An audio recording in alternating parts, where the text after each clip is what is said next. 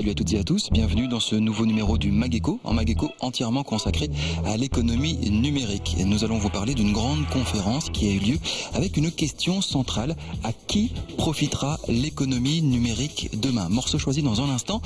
Ça peut profiter à des entreprises de la région comme Swing Mobility. Je vous présente Patrick Metzer. Bonjour. Swing Mobility, vous avez beaucoup grandi ces dernières années. Déjà, vous fabriquez quoi? Vous faites quoi?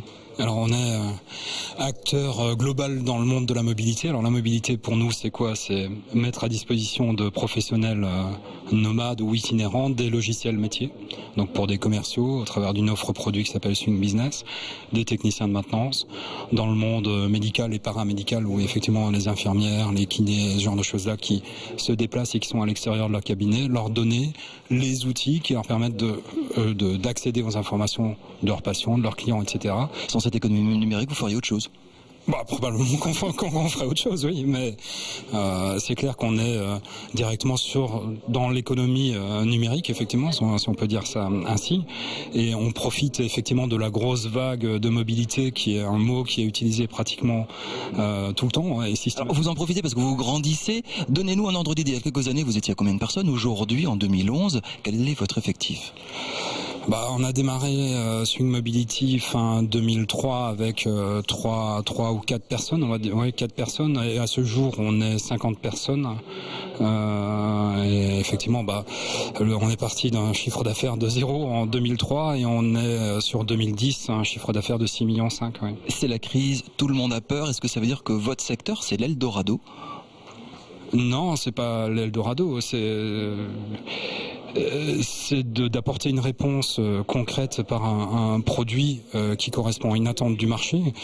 Ceci dit, il faut se battre peut-être encore plus qu'avant. Il y a beaucoup de concurrents évidemment, donc c'est pas l'Eldorado. En tout cas, si ça l'est, c'est pas gagné d'avance. Catherine nous dit que vous avez présenté une grande étude autour de cette économie numérique. Quel est le thème? Et on va donner les 2-3 résultats marquants pour la région. Eh bien, l'étude de l'observation des TIC et de l'e-business en Alsace. La grande synthèse: les ménages alsaciens sont très en avance, pratiquent, profitent, consomment sur le net avec plaisir. Les entreprises, si elles sont bien équipées et connectées, par contre, ont un usage, je dirais, bon père de famille de l'informatique de gestion et ne profitent pas pleinement du Web 2.0.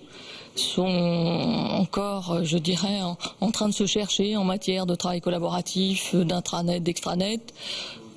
Quant au commerce électronique, il y a des plateformes sur lesquelles ils pourraient développer leur business, c'est encore en retrait. Et les entreprises, elles, se sont installées dans un attentisme et manquent peut-être de dynamisme sur ce sujet. Nous sommes une petite région, nous n'avons pas la masse critique. Après, il faut être raisonnable, on ne peut pas tout demander à l'Alsace.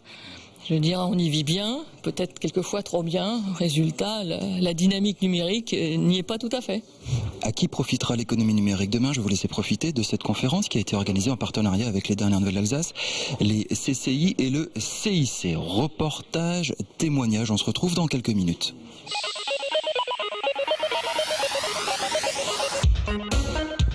Ma définition de l'économie numérique. Moi je suis pas né avec, je suis pas un digital natif comme on dit, je suis un jurassique. C'est un peu un nuage qui sera toujours en expansion pour une simple et bonne raison, c'est que le numérique est de plus en plus présent autour de nous. Souvent quand on dit l'économie numérique, on pense à Internet, les ordinateurs, etc. Mais il faut bien voir qu'il y a des tas de secteurs industriels qui ont bénéficié de l'informatique et qui ont complètement changé la donne. Alors l'économie numérique et les technologies associées prennent une part évidemment croissante dans nos activités commerciales, dans le sens où elles facilitent la relation avec nos clients, elles renforcent le lien avec nos clients et qu'elles augmentent donc leur satisfaction. C'est bien dans ce sens-là que nous l'entendons. Tout ce qui vient aujourd'hui, les nouvelles technologies, les éco-technologies, les maisons intelligentes, les réseaux intelligents, les véhicules électriques, tout ça sans ces infrastructures, sans cet écosystème qui permet de gérer, de suivre, de calculer, de comptabiliser, d'alimenter, tout ça serait impossible. Enfin, je pense que c'est la chose la plus importante. Le monde a complètement changé et toutes les cartes sont rebattues par rapport à ça. C'est devenu notre maison, je pense. Alors nous réfléchissons à l'heure actuelle à 2 évolutions. L'une à très très court terme qui est en route, c'est de profiter de passer plus exactement notre communication, notre publicité sur support documentaire ou sur support papier, sous forme parfois d'insertion dans les dernières nouvelles, davantage sur support numérique, de manière à créer un contact one-to-one avec le client. Je pense que l'Alsace est très très très dynamique sur ce plan. Je connais des dizaines et peut-être des centaines aujourd'hui depuis des années que je m'y intéresse, donc depuis grosso modo 1995, date à laquelle la DIRA s'est intéressée justement ce qu'on appelait à l'époque les NTIC. Je rappelle que nous avons été les premiers à créer un site internet par exemple parmi les agences de développement. C'est pour ça qu'on était propriétaire d'Alsace.com dès 1995. Bien entendu, l'économie numérique, elle impacte aussi nos modes de distribution. Et il est clair que l'alliance entre la distribution classique, via les concessions, et puis la distribution par Internet, est un vecteur fort de développement commercial de nos réseaux.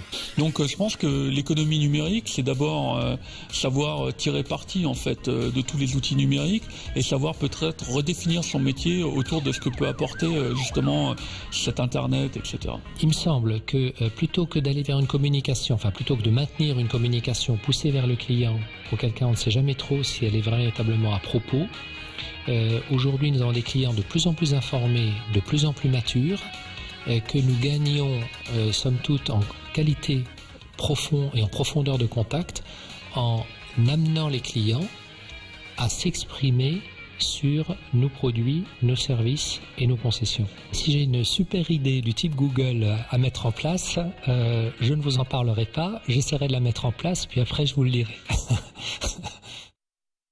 Aujourd'hui, les usages, eh bien, ça ne se fait plus dans les entreprises, ça ne se fait plus au travers des entreprises, ça se fait par la société et toutes les tranches d'âge au sein de la société. C'est-à-dire que l'économie numérique est tirée par des usages, alors les jeunes, la fameuse génération Y, etc., mais c'est tiré par la société et plus par l'entreprise directement. Vous voyez, il y a toujours un prisme intéressant quand on va dans les régions, c'est de la connectivité et du réseau. Et si vous voulez, sur l'approche des technologies de l'information et de la communication, c'est qu'il faut dépenser des sommes importantes dans les réseaux. Il faut absolument mettre de la fibre optique, il faut l'amener jusqu'à vers des petits villages, et c'est ça qui est important. Or aujourd'hui, dans l'économie numérique, malheureusement, je vais dire non, c'est pas ça qui est important. Là où se crée le plus de valeur, c'est dans le logiciel, dans les technologies avancées, et ce qui se passe dans les réseaux. Les réseaux, l'idée d'aller creuser, d'amener de la fibre, et puis là on a montré un reportage d'Alsace 20, vous voyez, il y a des vecteuses, etc. Et ça fait facilement image. Et malheureusement aujourd'hui, qui profite de l'économie numérique, si vous allez vous balader dans la Silicon Valley, ce que je fais assez souvent, vous voyez ces petites pelleteuses, mais des cerveaux bien faits qui travaillent devant des ordinateurs qui produisent de la richesse. Il faut voir le cours d'Apple, il faut voir le cours de Google, vous envoyez beaucoup de plus. Et ça, je trouve que c'est une rupture qu'on a encore du mal à faire. Le malheur, c'est que éventuellement un investisseur qui peut venir chez vous, il demande trop, tout simplement. Trop gourmand. Trop gourmand. Nous, on avait plusieurs fonds qui essayaient de rentrer dans notre capital. Chaque demande coefficient entre 2,5 et 5. 5 fois gagné dans des délais très courts. Tout simplement, il va bouffer tout ce qu'on va faire. C'est pas possible.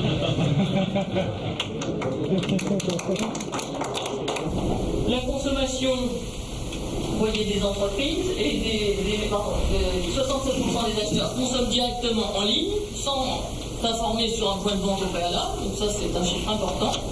Et qui veut dire aussi que aujourd'hui, on peut lancer une boutique en ligne sans avoir un point de boutique pour un taux assez conséquent. Le numérique, c'est un enjeu géopolitique. On a parlé de Google, on a parlé de Microsoft, etc., de Facebook, même si la Chine a développé ses propres modèles. Aujourd'hui, Facebook, ça ne marche pas en Chine, comme Google ne marche pas en Chine. C'est un enjeu géopolitique. C'est un enjeu géopolitique. Et pourquoi c'est un enjeu géopolitique? C'est qu'aujourd'hui, nous n'avons pas de gouvernance de l'Internet qui soit performante aujourd'hui à l'échelle mondiale. C'est avant tout une gouvernance américaine, nord-américaine, c'est le premier point. Le deuxième point, c'est que ces futures usines numériques qui naissent aujourd'hui dans les pays anglo-saxons ou au-delà, eh bien, ne sont pas couverts par certains principes de droit internationaux, dont certains principes de droit de l'homme chers à la France, chers à la Vieille Europe, etc. Donc on sait que derrière, il y a des enjeux de pouvoir, il y a des enjeux géostratégiques non négligeables. Spécialisé dans le développement d'outils d'aide à la conception et à la communication de projets par la simulation 3D.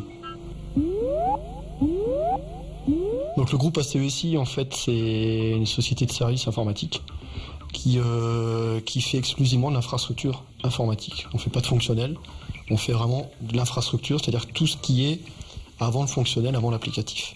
Ouais, pas simple tout ça, hein. Pixium et le groupe ACESI sont deux entreprises alsaciennes nées au début du XXIe siècle qui ont toutes deux profité du développement du marché numérique. Pixium simule en 3D avec de puissants outils informatiques les rendus des futures gares, bibliothèques. Dans un domaine hyper concurrentiel, c'est leur volonté de se démarquer et d'innover qui leur a permis de grandir. Notre travail est basé à la fois sur la simulation de projets en vue diurne et en vue nocturne. C'est qu'on a ces deux casquettes qui nous permettent déjà de nous démarquer de la concurrence. Et la partie relief va encore plus nous permettre de nous démarquer. Et justement, la demande augmentant, l'effectif a dû également être presque doublé, voire triplé, pour pouvoir répondre à ces grosses productions de films d'animation et à la partie développement de projets de recherche et projets innovants. Autre success story, celle du groupe ACESI. En 2004, ils sont 3 à lancer l'entreprise dans un secteur qui était encore à défricher, la création d'outils, d'infrastructures informatiques. La cible de ces architectes d'un nouveau genre, ce sont les grosses PME. Aujourd'hui, ils sont 56 employés répartis tantôt à Strasbourg, en Suisse et au Canada. Une expansion presque inattendue. Non, si on avait parié sur une croissance qu'on a eue depuis 2005, on l'avait pas imaginé comme ça, non. Les mentalités évoluent, l'informatique est désormais indispensable au fonctionnement de n'importe quelle entreprise. Le groupe ACESI devrait ouvrir bientôt un nouveau site. Pixium, de son côté, continue d'innover. D'ici à 1 an, ils installeront cette drôle de machine sur un drone ou un avion. Et ils feront de vrais rendus aériens en 3D relief. En somme, pour encore profiter de l'économie numérique, il n'y a pas de secret. Se renouveler et innover.